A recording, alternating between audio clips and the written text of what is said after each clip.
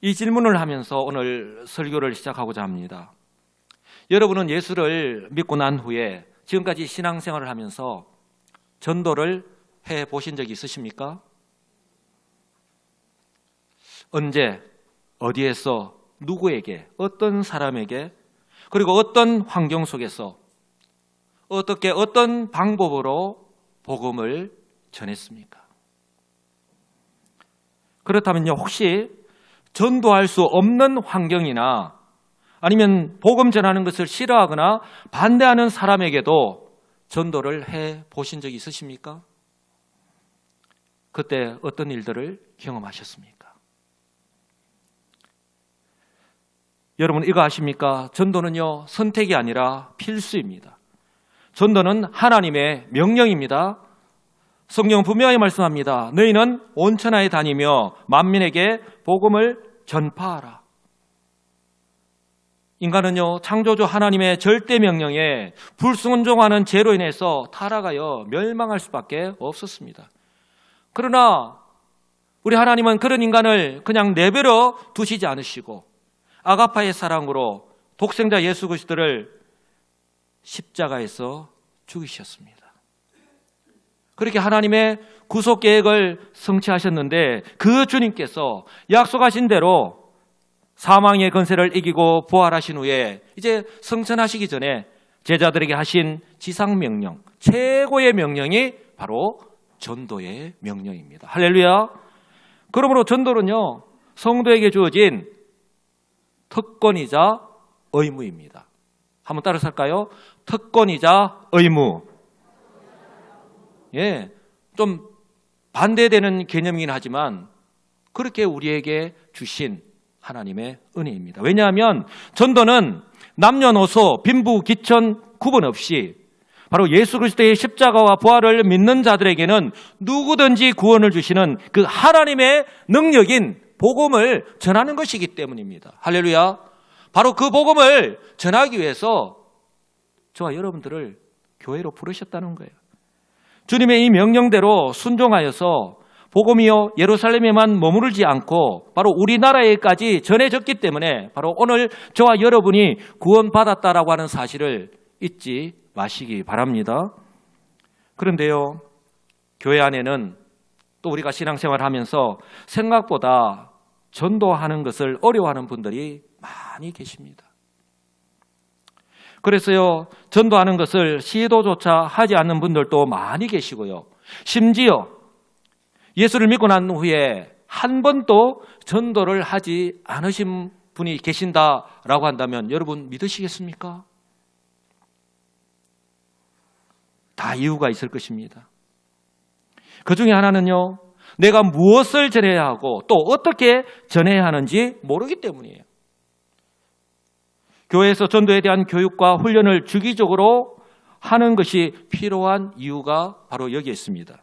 그런데 문제는요, 교회에서 이렇게 주기적으로 또 전도에 대한 교육과 훈련을 함에도 불구하고 여러 가지 합리적인 이유로 여기에도 참여하지 않는 성도들이 많은 것이 현실입니다.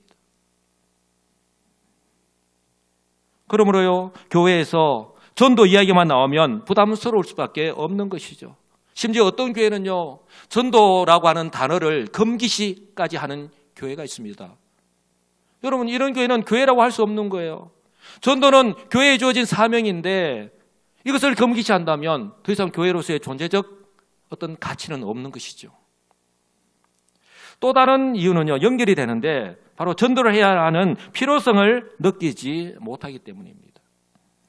전도가 나에게 주어진 사명이라는 사실을 알지 못하거나 깨닫지 못하고 있기 때문입니다. 그러니 전도는 나와는 상관이 없는 일이고 나는 전도하지 않아도 된다는 생각을 가질 수밖에 없는 것이죠. 그래서 전도는 은사를 가진 몇몇 사람들이 하는 것이다 라고 생각하는 거예요. 그러니 굳이 내가 전도해야 될 필요성이 있는가 하는 것이죠. 그렇기 때문에 이렇게 생각합니다. 예배만 드리면 되지 사람들이 부담스러워하고 싫어하는 전도는 왜 자꾸 하는지 모르겠다라고 불만을 토로할 수밖에 없는 것입니다. 그리고 또 한 가지 이유가 있다면요. 저는 이것이 어쩌면 근본적인 이유가 아닐까 싶은데요. 전도 대상자, 즉 한 영혼에 대한 사랑이 절실하지 않기 때문입니다. 만약에 내가 누구보다나 사랑하는 사람이 있습니다. 그것이 남편일 수 있고요, 아내일 수 있고요, 부모님일 수 있고요, 자녀일 수 있습니다. 그런데 그분들이 우리가 흔히 하는 말로 법 없이도 살고요, 선행을 베풀고 주어진 삶의 형편 속에서 최선을 다해서 살아가고 또한 다른 사람들에게 칭찬과 인정을 받을 정도로 그렇게 성공한 삶을 살았다라고 해도 어떤 종교에서는요, 이렇게 살면 구원을 받는다라고 합니다. 천국 간다라고 이야기합니다. 그러나 성경은 그렇게 말씀하지 않습니다. 이렇게 살았다라고 하더라도 예수를 믿지 않기 때문에 하나님의 심판을 받아서 지옥에서 영원토록 형벌을 받는다라고 하는 사실, 성경이 우리에게 분명히 말씀합니다. 저와 여러분들이 이러한 사실을 분명히 믿고 확신한다면 가만히 있을 수 있을까요? 주님, 그들을 불쌍히 여겨주셔서 그들에게 복음을 전할 때에 복음으로 들리게 해주시고 그들의 마음을 열어주셔서 회개하고 예수를 믿는 은혜를 허락하여 달라고 기도하지 않겠습니까? 아니, 그렇게 기도해야 하지 않겠습니까? 그리고 기회가 주어질 때마다 심지어 그들이 싫어하고 그들로부터 잔소리를 듣는다 하더라도, 오지 말라고, 심지어 핍박을 받는다라고 하더라도 조금 더 개의치 않고 계속해서 찾아가서 계속해서 복음을 전하지 않겠습니까? 그렇게 해야 하지 않을까요? 그렇게 하지 않을까요? 그렇다면 지금 저와 여러분들에게 이런 마음과 이런 모습이 있으십니까? 지금 우리 교회에는 이러한 하나님의 사랑으로 복음을 전하는 사람이 있습니까? 바울은요, 오늘 저와 여러분에게 전도란 무엇인가? 전도는 언제, 어디에서, 어떤 형편이나 환경 속에서 하는 것인지 전도의 정석을 가르쳐주고 있습니다. 바라기는 오늘 이 시간을 통해서요, 전도에 대한 나의 마음과 생각, 그리고 혹시라도 편견이나 오해가 있었다면요, 재정립하시고요, 새로운 마음으로 전도를 다시 시작하시는 기회로 삼으시는 우리 복된 우리 성도들이 되시기를 주님의 이름으로 간절히 축복합니다. 바울은요, 사도행전 13장에서 선교사로 파송을 받았습니다. 그리고 가는 곳곳마다 이제 1차, 2차, 3차 선교여행을 하면서 가는 곳곳마다 복음을 전하였는데, 이처럼 복음을 전할 때마다 저와 여러분들이 눈여겨보아야 하는 것이 있는데요, 바로 전도의 방법입니다. 획일적이지 않습니다. 똑같은 방법으로 복음을 전하지 않았습니다. 왜냐하면 전도의 방법은 전도의 대상에 따라서 얼마든지 달라질 수 있기 때문입니다. 예컨대 복음에 대해서 전혀 듣지 못한 사람들과 바로 사도 바울이 이방인들에게 전도할 때에 바로 그 대상인 이방인들입니다. 심지어 우리 주변에도 이런 분들이 얼마나 많이 계시는지 몰라요. 그런가 하면요, 모태신앙이자 지금 현재 가나안 성도입니다. 나 교회 안 나가 가나안 성도입니다. 여러분들은 기본적으로 마음에 상처가 있는 분이에요. 교회에 대해서 어떻든 상처가 있는 분들입니다. 또 한 부류는 복음에 대해서 잘못 알고 있고 또 오해하고 있는 사람들입니다. 여러분, 이런 사람들에게 각각 다른 환경들입니다. 각각 다른 사람들입니다. 이처럼 복음을 전할 때는요, 내용이나 그리고 전하는 방법 그리고 순서 등이 다를 수밖에 없는 거예요. 바로 사도 바울이요, 우리에게 그런 모범을 보여주고 있습니다. 왜요? 복음은 그냥 전달만 하는 것이 아니기 때문에 그런 거예요. 바울은요, 오늘 자신을 죽이려고 하는 유대인, 누구라고요? 자신을 죽이려고 하는 그 유대인들을 대상으로 바로 스토리텔러, 한번 따라서 할까요? 스토리텔러. 아마 들어보셨을 텐데 이야기식으로 풀어가면서 그들에게 그들이 알아듣기 쉽게 지금 이야기를 이제 복음을 전하는데 스토리텔러가 되어서 자신이 경험한 것을 설득력 있게 그리고 효과적으로 복음을 전하고 있습니다. 먼저 바울이요, 복음을 전하는 장소입니다. 여러분, 오늘 바울은 어디에서 복음을 전하고 있습니까? 우리는 장소를 굉장히 중요시 여깁니다. 그런데 오늘 바울이 복음을 전하는 장소가 어디입니까? 오늘 보면 바로 앞에 보면 40절에 21장 40절에 보면 바울이 그 로마 군대의 영내에 청대 위에 있다라고 그렇게 이야기합니다. 청대 위. 바로 바울은요, 지금 로마 군대의 영내에 있는 청대 위, 바로 바깥이 내려다 보이는 계단 위에 있다는 거예요. 그렇게 지금 체포되어서 지금 몸이 묶인 상태로 그 계단 위를 올라가고 있는 거예요. 바로 그 위에서 복음을 전하고 있습니다. 복음을 전하기에 편하거나 적합한 곳은 아닙니다. 더군다나요, 바울은 자신을 죽이려고 하는 유대인에게서 이제 막 벗어난 상태입니다. 로마의 군인들에게 체포되어서 쇠사슬로 묶여서 자유롭지 못한 상태입니다. 한마디로 복음을 제대로 전할 수 없는 환경입니다. 그런데 바울은요, 이러한 자신의 처지, 즉 체포가 되었습니다. 쇠사슬로 묶였습니다. 그리고 자유롭지 못합니다. 이런 자신의 처지보다 바로 지금 이 순간과 이 장소를 유대인들에게 복음을 전할 수 있는 기회로 여겼던 것입니다. 사랑하는 성도 여러분, 바울은요, 복음을 전하는 바울에게는 복음을 전하는 장소는 그렇게 중요하지 않았습니다. 오히려요, 한번 따라서 하겠습니다. 접촉점만 있다면, 우리가 전도할 때 이 접촉점이 참 중요한데요. 이 접촉점을 잘 발견하는 것도 지혜인데요. 바울에게는요, 오히려 접촉점만 있다면 복음을 전하는 기회로 삼았던 것입니다. 이것이 바로 바울이 우리와 다른 결정적인 모습이 아닐까 싶은데요. 이처럼 바울이 복음을 전할 때에 성령의 역사가 나타날 수밖에 없었던 이유 또한 바로 여기에 있는 줄 분명히 믿습니다. 더군다나 오늘 바울이 복음을 전하는 대상이 누구입니까? 유대인들입니다. 유대인들이 누구입니까? 율법이 진리이고 율법만이 그들을 구원할 수 있다고 믿는 사람들입니다. 바로 이런 이유 때문에 조금 전까지 자신을 거짓으로 모함하고 죽이려고 했던 사람들입니다. 이처럼 그들이 바울을 죽이는 것조차도 정당하다고 생각하는 그 유대인들을 향해서 지금 바울이 복음을 전합니다. 그런데요, 참 바울이 놀라운 것은 오늘 그들 향해서 이제 복음을 전해야 되는데 딱 시작을 어떻게 하느냐 하는 것도 참 중요합니다. 바울이 뭐라고 운을 뗍니까? 한번 따라서 할까요? 부형들아. 다른 말 하지 않고 다른 말 얼마든지 할 수 있겠죠. 근데 부형들아라고 이야기합니다. 부형들아. 지금 마치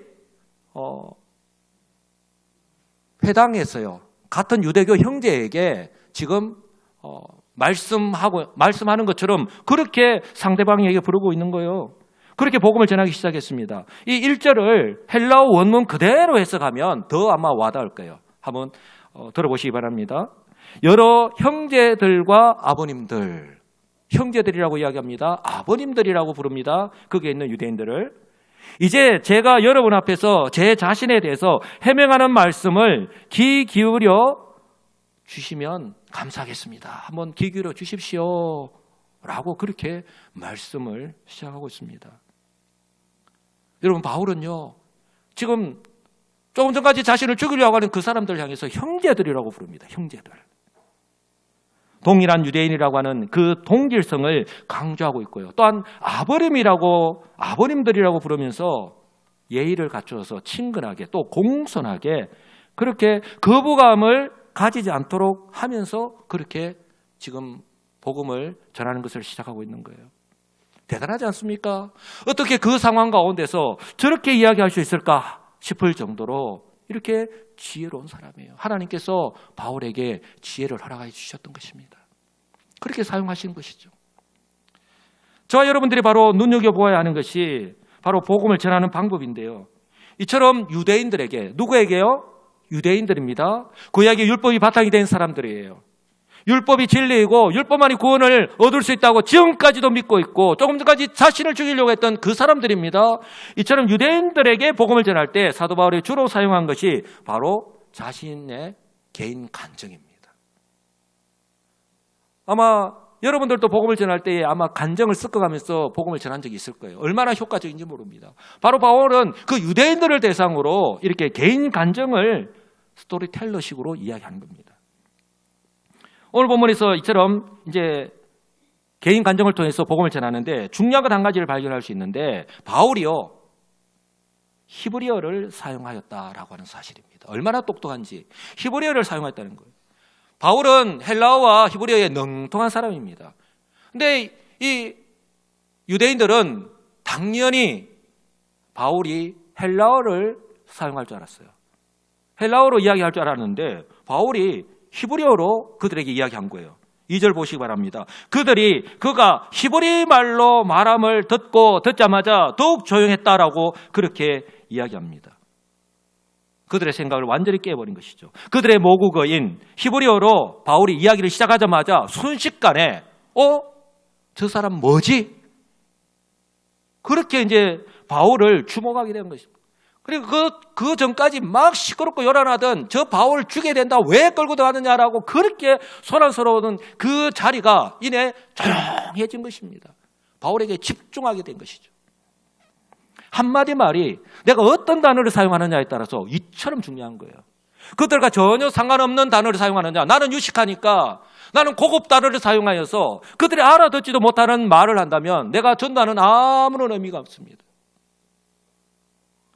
전도는요, 전도 대상자에게 단순히 복음을 전달하는 것이 아니라 바로 전도의 대상을 바로 알고 어떤 사람인지, 그 사람이 남자인지 여자인지, 나이는 어느 정도인지, 불신자인지 아니면 가난한 성도인지, 복음에 대해서 이해를 어느 정도 하고 있는 사람인지, 아니면 전혀 모르는 사람인지, 아니면 교회에 대해서 복음에 대해서 거부감이 있는 사람인지 등등 알아야 되는 것이 얼마나 많은 건지 모릅니다. 그 사람이 어떤 사람인지 충분히 파악하고 난 뒤에 쉽게 표현하면요, 그 사람의 눈높이에 맞춰서, 한번 따라서 하겠습니다. 눈높이에 맞춰서, 눈높이에 맞춰서 복음을 전하는 것이 필요하다는 거예요. 그러니 사전에 얼마나 많은 노력이 필요하고 또 하나님께 지혜를 구하면서 기도하는 것이 정말 필요한가 하는 것을 우리는 알아야 됩니다. 왜냐하면요, 전도는 나의 말솜씨를 뽐내는 시간이 아니기 때문에 그렇습니다. 어쩌면 여기에서 전도의 성패가 결정된다라고 해도 과언이 아닐 것입니다. 여러분, 바울이요 어떻게 이 복음을 효과적으로 전하는지 그 순서와 내용을 한번 주의해서 보시기 바랍니다. 바울은 이미 오늘 이 유대인들에게 복음을 전할 때 내가 어떤 레파토리로, 어떤 순서로, 어떤 내용으로 복음을 전할 것인지 다 머릿속으로 생각하고 있는 거예요. 저와 여러분들 역시 그냥 무턱대고 가서 내가 그냥 생각나는 대로 복음을 전하지 않지 않습니까? 먼저 자기 자신을요 그들과 동일한 유대인으로 소개합니다. 굉장히 중요합니다. 나는 유대인이다. 나는 유대인입니다. 비록 길리기아 다소에서 태어났지만 길리기아 다소에서 태어났다는 말은 디아스포라 유대인이라는 거예요. 그러나 나는 이곳 예루살렘 성에서 여러분들과 동일하게 자랐습니다. 이것뿐만이 아닙니다. 나는 여러분들도 잘 아는, 말만 하면 잘 아는 가말리엘의 문화생입니다. 그분 밑에서 나는 엄격한 율법 교육을 받았습니다. 오늘 3절에서 이렇게 이야기하는 거예요. 오늘 너희 모든 사람처럼 하나님께 대하여 열심히 있는 자다라고. 내가 열심히 어느 정도인가? 열심히 특심인데 그래서 예수 믿는 사람들을 박해하여 사람을 죽이기까지 하였고 남녀 구분 없이 모두 다 붙잡아서 감옥에 가두기까지 하였다고 그렇게 이야기합니다. 사랑하는 성도 여러분, 이것이 단순히 바울의 주장만이 아니라 대제사장과 장로들, 바로 영적인 지도자들이 증인이다고, 그러니 여러분들이 충분히 믿어도 된다라고 그렇게 이야기하고 있는 거예요. 설득력 있게. 오늘 바울이 여기서 강조하는 것은 나는 여러분과 다른 사람이 아니다, 여러분과 똑같다라고 하는 것을 강조하면서 바로 바울에게 가지고 있는 그런 반감과 경계를요 이야기를 듣는 내내 이제는 풀면서 이렇게 이야기를 계속하고 있는 것입니다. 그리고서 이제 본론으로 들어갑니다. 다메섹에서 부활의 주님을 만난 것에 대해서 이제는 이야기하기 시작합니다. 예루살렘에서 출발해서 다메섹으로 가까이 갔을 때에 그 다메섹으로 왜 갔느냐 하는 것들도 그들이 이미 알고 있잖아요.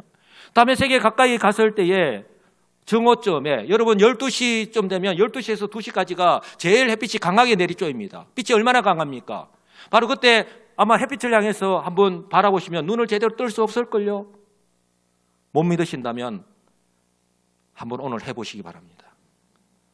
그렇게 바로 그때에 갑자기 하늘에서 이 대낮의 밝은 빛보다 더 밝은 강렬한 빛이 바로 바울을 중심으로 강하게 내리비쳤다는 거예요. 마치 스포트라이트를 그것을 향해서 딱 비추는 것처럼. 그 빛이 무엇을 의미합니까? 바로 부활하신 주님께서 오늘 바울에게 임한 것을 나타내는 거예요. 빛이신 예수님. 바로 그것을 나타내는 거예요. 그러니 그 순간에 이런 일을 당했을 때 함께 갔던 모든 사람들이 놀라서 땅에 쓰러질 수밖에 없는 거예요. 그런데 그것을 거치지 않았습니다. 그 순간에 바로 하늘에서 소리가 들렸던 거예요. 그리고 바울을 향해서 이렇게 이야기합니다. 7절, 사울아 사울아 네가 왜 나를 박해하느냐. 사울의 이름을 부르면서 정확하게 이야기합니다. 8절, 주님 당신은 누구입니까? 나는 네가 박해하는 나사렛 예수다. 10절, 주님 제가 무엇을 하리까? 제가 무엇을 하면 되겠습니까? 그때 일어나 다메섹으로 들어가라. 내가 해야 할 모든 것을 거기서 누가 이르리라. 바울이요, 이렇게 스토리텔러로요, 주님과 대화받는 이 이야기 또한 잘못 이렇게 전달하면 그들이 집중하지 않습니다. 아주 드라마틱하게 그들에게 전달하고 있는 거예요. 바울과 함께 있던 사람들 역시 이처럼 대낮보다 더 밝고 강하게 비추는 그 빛을 보았습니다. 경험했습니다. 그러나 바울에게 말씀하시는 주님의 음성은 그들이 알지 못했습니다. 알아듣지도 못하고 이해하지도 못했습니다. 왜냐하면 바로 바울에게만 우리 주님께서 말씀하셨기 때문에 그런 거예요. 바울은요, 이처럼 자신이 경험한 특별한 사건을 그들이 들으면서 정말 거짓말 같은 초자연적이고 비이성적인 이 사건이 거짓이 아니라 틀림없는 사실이고 또 하나님의, 바로 여러분의 하나님, 바로 우리의 하나님이신 그 여호와 하나님께서 그 하나님의 섭리 가운데 이루어졌다라고 하는 것을 강조하기 위해서 시간과 장소, 내용까지 그리고 정확하게 지금 이야기한 거예요. 바울과 함께 갔던 사람들이 한두 명이 아닙니다. 증인이 많이 있다는 거예요. 그리고 이것은 이렇게 이야기했다는 말은 얼마든지 바로 알아보면 충분히 알 수 있는 내용이기 때문에, 금방 확인할 수 있는 내용이기 때문에 그렇다.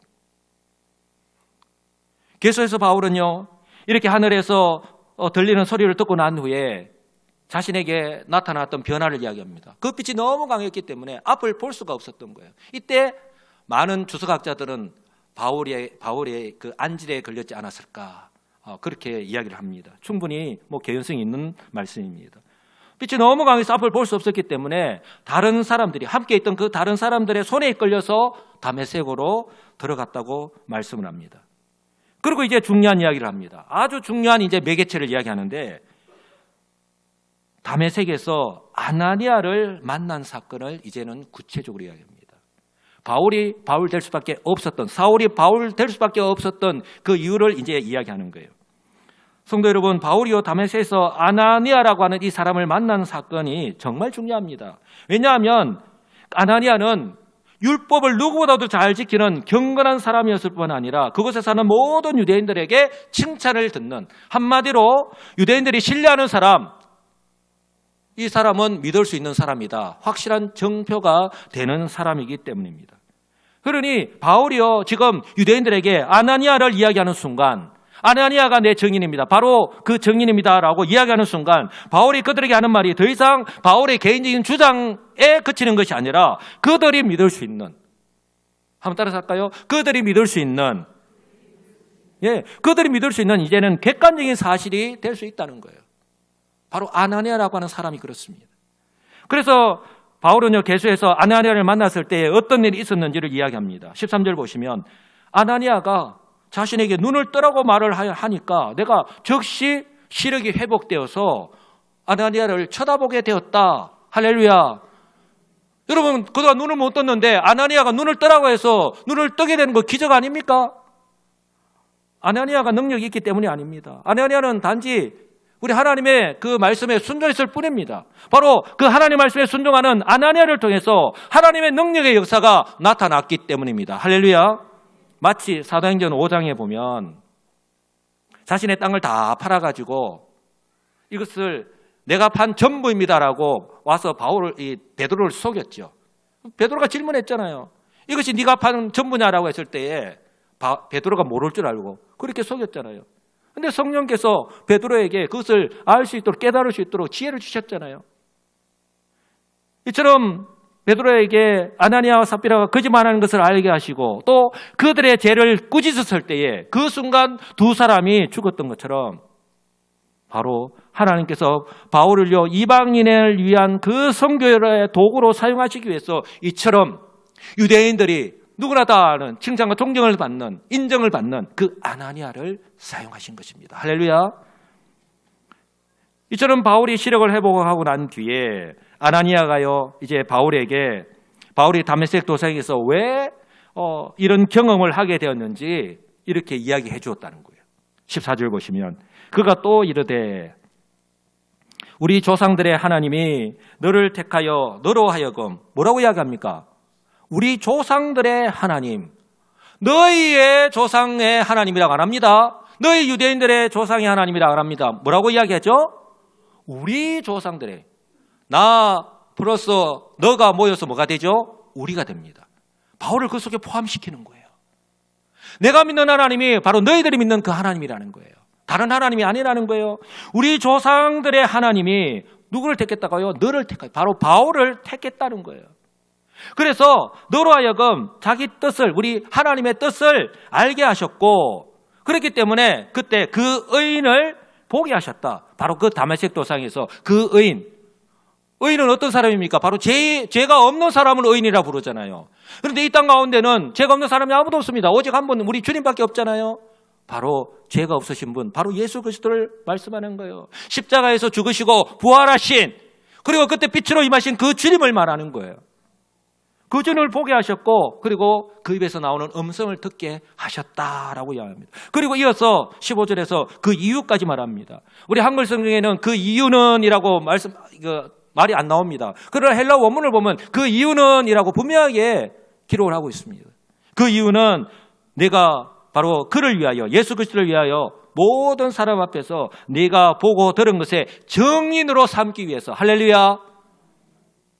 네가 보고 듣고 경험한 것, 이 하나님 은혜를 경험한 것 그냥 그것만 간직한 채 꽁꽁 숨겨둔 채 그렇게 평생 살다가 주님께로 가라 그렇게 하지 않았다는 거예요. 너를 택하여서 그렇게 복음을 전하는 도구로 사용하기 위해서. 정말 기가 막힌 일이 아닐 수 없습니다. 왜냐하면 불과 얼마 전까지 예수를 믿는 사람들을 핍박하고 죽이는 일에 누구보다도 앞장섰던 사람이 지금은요 그분이 바로 메시아다라고 전하는 사람이 되었기 때문입니다. 저는요 이것이 바로 바울이 복음을 전하다가 죽을 뻔한 것이 한두 번이 아니고 보통 사람은 견디기 힘든 고난을 계속해서 겪으면서도 포기하지 않았던 이유가 바로 여기에 있다고 저는 분명히 믿습니다. 왜요? 성도 여러분, 이처럼 주님을 인격적으로 만나면 우리의 인생이 이렇게 하루아침에 바뀔 줄 분명히 믿습니다. 어쩌면 지금 예배를 드리는 성도들 가운데도요, 예수를 믿기 전에 아내가 혹은 남편이 혹은 자녀들이 예수를 믿는다고 교회를 간다고 욕하고 괴롭히고 때리고 힘들게 하신 분들이 계실지도 모르겠어요. 그러므로 사도 바울의 이 고백이 바로 우리 모두의 고백일 수밖에 없는 것입니다. 바로 나의 나 된 것은 하나님의 은혜로 된 것이다. 할렐루야. 나의 나 된 것은 내가 잘났어, 내가 똑똑했어, 내가 열심히 노력했어. 여러분 착각하지 마시기 바랍니다. 하나님의 은혜로 된 줄 분명히 믿으시기 바랍니다. 하나님께서 바울에게요, 이처럼 이방인에게 복음을 전하는 사명을 주신 후에 이렇게 명령하신 것입니다. 그 16절인데요. 이제는 왜 주저하느냐? 일어나 주의 이름을 불러 세례를 받고 너의 죄를 씻어라 하더라.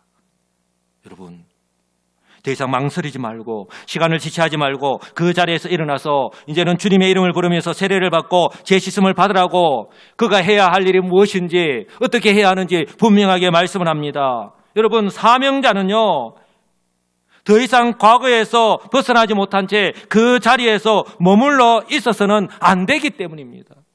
왜냐하면 우리는 환경의 영향을 받을 수밖에 없기 때문에 이처럼 그 자리에서 적시로 일어나지 않으면, 자신이 해야 할 일들을 깨닫지 못하면, 적시로 일어나지 않으면 그 자리에 머무를 수밖에 없는 거예요. 그 영향을 받으면서 살아갈 수밖에 없기 때문에 그런 거예요. 왜요? 이것이 복음의 능력이고 이제는 새 사람이 되었기 때문입니다. 할렐루야.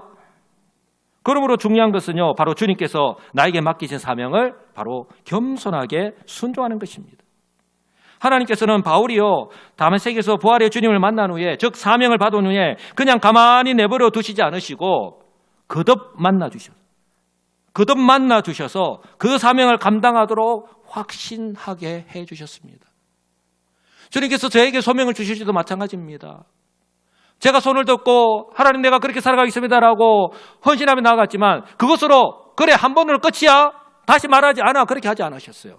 그 후에도 계속해서 저에게 기회가 될 때마다 주님은 저에게 찾아오셨고 저에게 거듭 확인하게 해주셨습니다. 그래서 제가 오늘 이 자리에 서서 여러분들에게 말씀을 전하고 있는 것입니다. 17절을 보시면 바로 이 회심 사건 후에 바울이 예루살렘으로 돌아와서 기도할 때에 이렇게 말씀하신 거예요.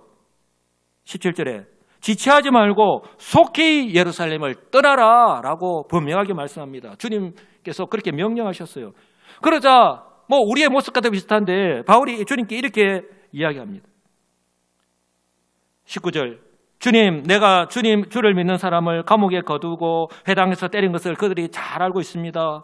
20절에 보면 심지어 주님의 증인인 스데반이 유대인들이 던진 돌에 맞아서 피를 흘리고 있을 때에 내가 곁에 서 있었고 그 일에 적극적으로 찬성하였고 그를 죽이는 사람들의 내가 옷을 맡아준 것까지 그들이 알고 있습니다. 무엇을 말씀합니까? 그리스도 안에서 새롭게 되어서 사명을 받았음에도 불구하고 마치 이 핑계 저 핑계 대면서 자신을 합리화하면서 피하려고 하는 우리의 모습과도 비슷하지 않습니까? 나는 갈 수 없다고 끝까지 고집을 부립니다. 그럴 때 우리 주님께서 이제는 어떻게 명령하시죠? 21절 다 같이 한번 읽어보겠습니다. 즉시 떠나가라. 내가 너를 멀리 이방인에게로 보내리라. 예. 그러니 내가 이제 너를 이방인에게로 보내요. 즉시 떠나가라고 주님께서 말씀하셨다라고 그들에게, 내가 이방인들에게 복음을 전하는 것이 바로 내 생각과 내 뜻이 아니라 바로 하나님의 뜻이자 명령이었다라고 지금 그 유대인들에게 지금 말씀을 하고 있는 거예요. 사랑하는 성도 여러분, 우리는요 바울이 조금 전까지 유대인들에게 맞아서 죽을 뻔하였다라고 하는 사실과 그리고 그때 때를 따라서 도우시는 하나님 은혜로 그 위기에서 벗어나서 그저 안도의 한숨을 쉬고 있는 것이 아니라 아직도 흥분을 감추지 못한 채로 저 바울은 죽어야 한다고, 죽어야 마땅하다고 그렇게 소리를 지르고 있는 그 유대인들을 향해서 기회를 놓치지 않고 지혜롭게 복음을 전하는 바울의 모습, 그리고 어떤 방법으로 어떻게 그 레파토리를 구성을 해서 복음을 효과적으로 전하고 있는 것을 우리는 살펴보았습니다.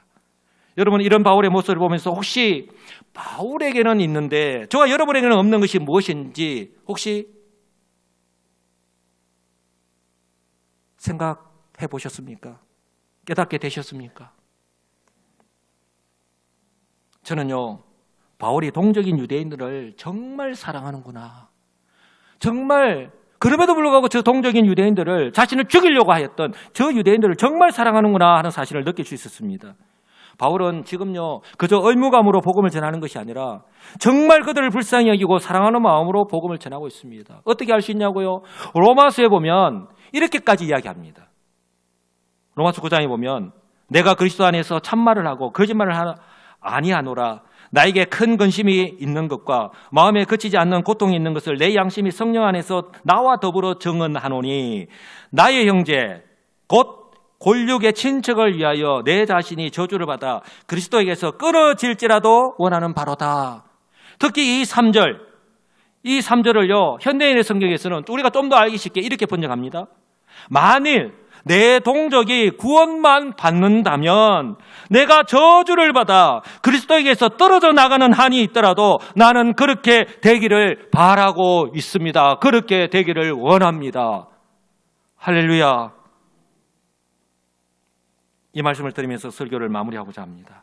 성도 여러분, 전도는요 내가 복음을 전하고 싶을 때에만, 환경이나 조건이 될 때에만, 전도 대상자가 들으려고 할 때만이 아니라, 비록 내가 복음을 전할 수 있는 환경이 아니라 할지라도, 전도 대상자가 들으려 하지 않는다 하더라도, 심지어 내가 복음 전하는 것을 싫어하고 반대하고 핍박한다 하더라도, 한번 따라서 할까요? 전도할 기회가 주어진다면,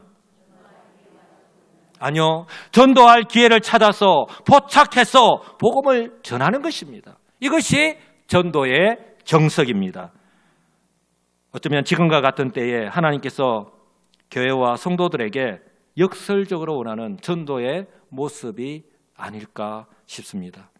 바라기는 올 한 해 우리 교회가요, 남녀 전도회를 중심으로 모든 성도들이 정말 한 영혼을 사랑하는 마음으로, 그래서 모일 때마다 성령의 은혜를 사모하고 기도하고, 그래서 어디에서 어떤 사람에게 어떻게 내가 복음을 전하지, 그렇게 전도의 방법을 의논하고, 그리고 기회를 놓치지 않고 복음을 전하여서 우리 하나님의 은혜로 매주일마다 복음을 듣고 교회로 찾아오는 새 가족들의 발걸음이 끊이지 않고 계속되고, 그렇게 하나님 은혜의 역사가 나타나는 생동감이 넘치는 우리 여수 시민교회 되기를 우리 주 예수 그리스도의 이름으로 간절히 축복합니다. 아멘.